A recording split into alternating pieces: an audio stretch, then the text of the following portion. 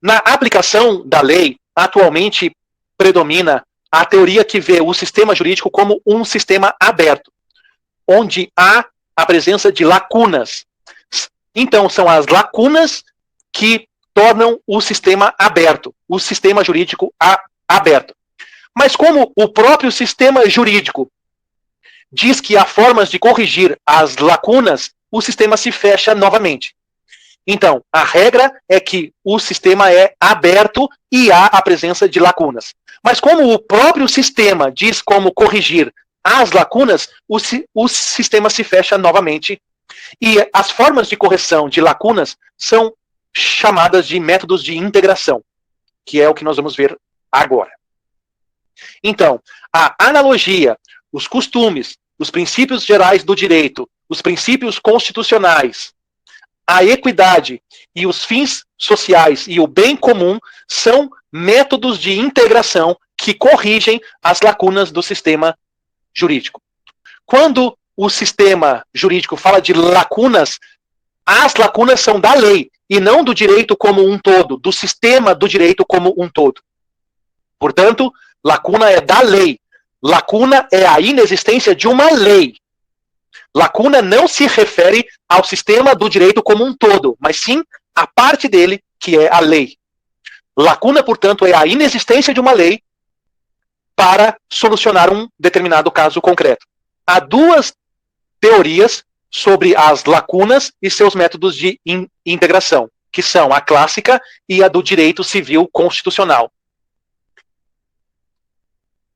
Para a teoria clássica, esses métodos de integração solucionam as lacunas. Já para a teoria do direito civil constitucional, esses métodos eles são velhos e eles foram ultrapassados pela chamada nova hermenêutica constitucional.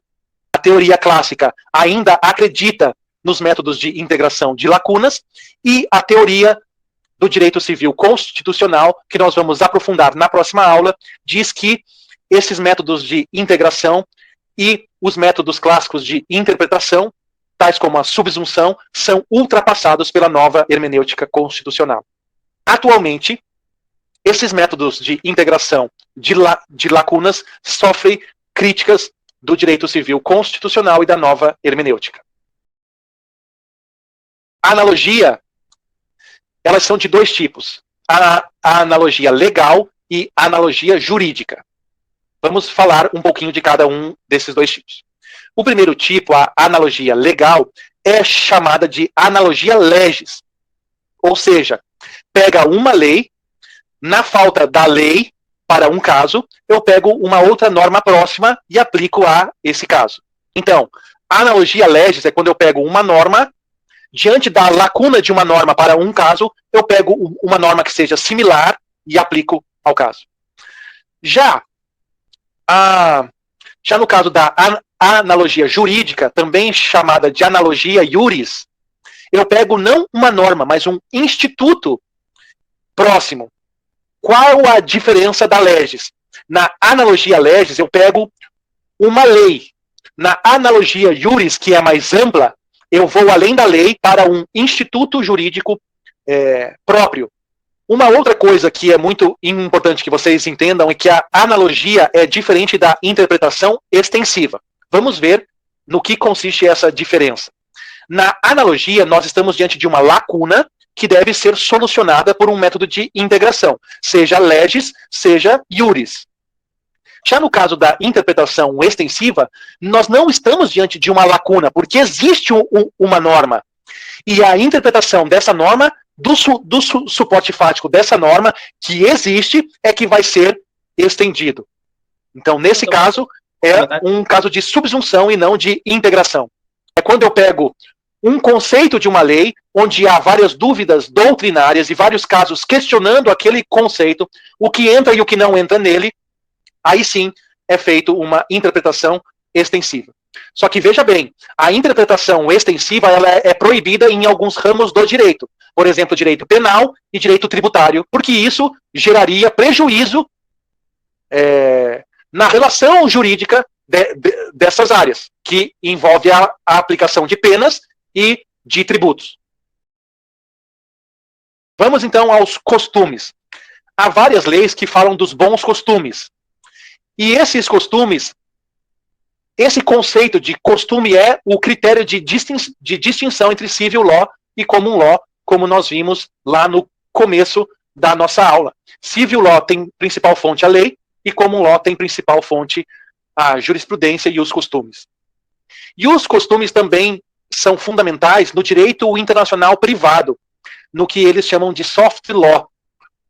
Porque no direito internacional, principalmente direito internacional privado, há um conjunto de costumes que regulamentam certas ações. Não há leis. Então, esses costumes são considerados como fonte de direito também no direito internacional privado. Só que há vários tipos de costumes. Os que estão na lei, os que são utilizados na falta da lei e os que são utilizados contra a lei. Vamos falar um pouco de cada um deles. Os costumes na lei são dois exemplos, o artigo 13 do Código Civil e o artigo 17 da LINDB. É quando o próprio texto da lei está lá o conceito de costumes ou de bons costumes. Esse tipo de costume é chamado de secundum legem, ou segundo a lei, ou que consta na lei. Portanto, costume na lei, ou secundum legem, é quando a palavra costume aparece de forma expressa em determinados artigos da lei. Já os costumes na falta da lei é o que chamam de costumes integrativos, ou seja, quando o costume aparece no caso de uma lacuna e como forma de integração dessa lacuna. É também chamado de praeter legem, ou seja, aquele que é utilizado na falta de uma lei, no caso de uma lacuna. Então, nós vimos secundum legem e praeter legem. Agora nós vamos ver os costumes contra a lei, que são aqueles casos em que eu falei que uma lei é vigente, válida, mas ineficaz. É o caso de desuso da lei, onde os destinatários daquela lei não cumprem, não obedecem àquela lei. Portanto, aquela lei entra em desuso.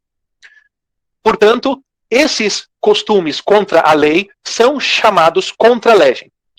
Vejam, no sistema jurídico brasileiro, é impossível que um costume contra-legem tire a validade ou a vigência de uma lei.